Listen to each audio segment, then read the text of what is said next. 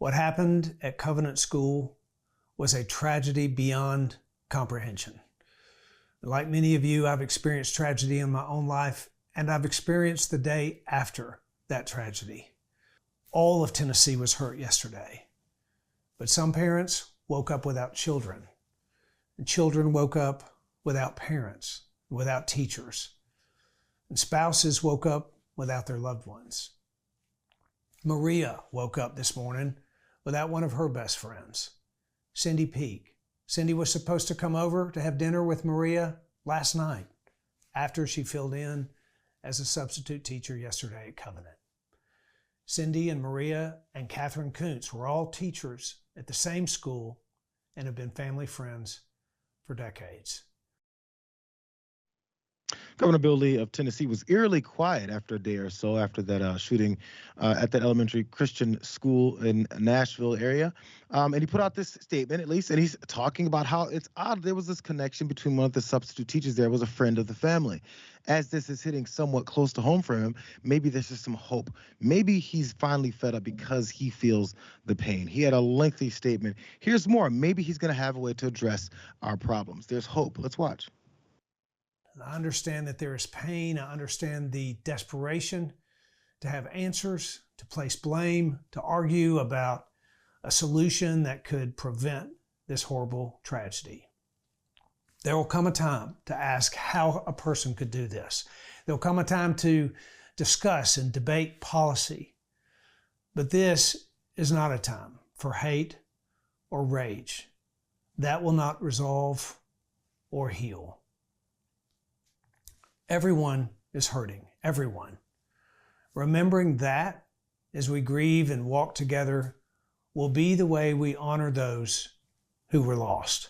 There's a clear desire in all of us, whether we agree on the action steps or not, that we must work to find ways to protect against evil. We're not going to fix it. Criminals are going to be criminals. If somebody wants to take you out and doesn't mind losing their life, there's not a whole heck of a lot you can do about it. Well, there goes that hope of him potentially having something to say about it, or actually do something about it. Because Lee started out by saying he's calling for us to wait.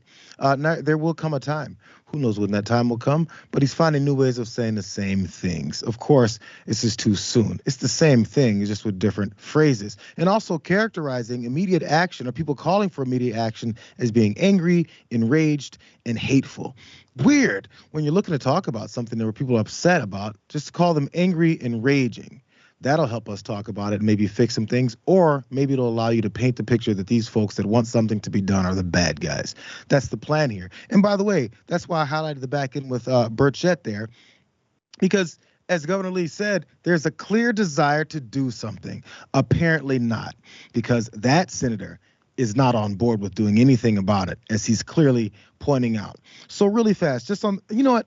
Next clip, you guys, because what are we supposed to do next, Governor Lee? I'm gonna give him more chances. First, it's hate and rage and all that other stuff and pushing it aside. Give us an answer. He's got one. I'm calling on the people of Tennessee today to pray for the families of victims, for the Covenant family, for those courageous officers, for the family of the shooter, for those who are hurting and angry and confused. Okay, so I guess strike two, because as long as you put thoughts and prayers in the middle of your lengthy statement, then maybe people won't realize that that's your whole entire point. Maybe he's got something else. We've got multiple swings and misses so far. Let's give him one more chance. Prayer is the first thing we should do, but it's not the only thing. There will be a time to talk about the legislation and the budget proposals that we brought forth even this year. And clearly there is more work to do. But on this day, after the tragedy, I want to speak to that which rises above all else.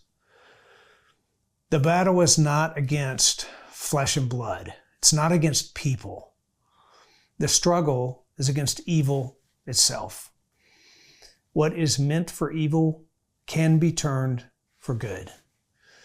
May we grieve in the days ahead, but not without hope. Jordan, It appears our answer is we need to confront evil. How still? Who knows? I'm waiting for a gun manufacturer to name itself evil, and then maybe we'll go after it. JR, I am so sick and tired of the thoughts and prayers response after every mass shooting, specifically from Republicans who do nothing to help curb this epidemic of gun violence in this country. This is a purely American problem.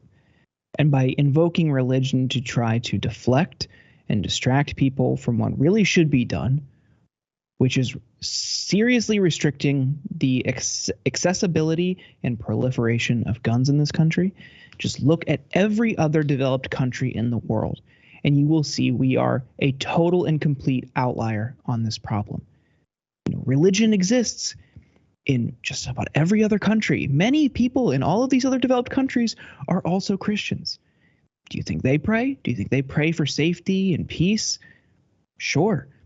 What does that say? If that's their solution, what does that say about their purported God's views of this country if he's allowing, allegedly, all of these shootings to only happen here?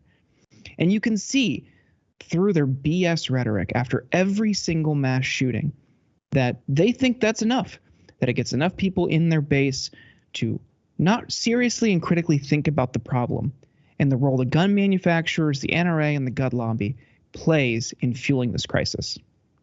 It's just, and you know what? Again, they don't want to. They obviously know it. They're paid by many of these, this gun lobby to do these types of things, and it's blatant. It's in front of everyone. They know the information's out there, but the push is just to go with it. Who cares what? There's you know what? As I pointed out, maybe since they're going after the evil gun companies, that's the only way you could do it. Let's name a couple more. Drag gun company. Let's see, woke rifles. Maybe if we start naming them after things that they randomly hate for no reason, maybe they'll start coming after them. Something, I don't know. There has to be some way.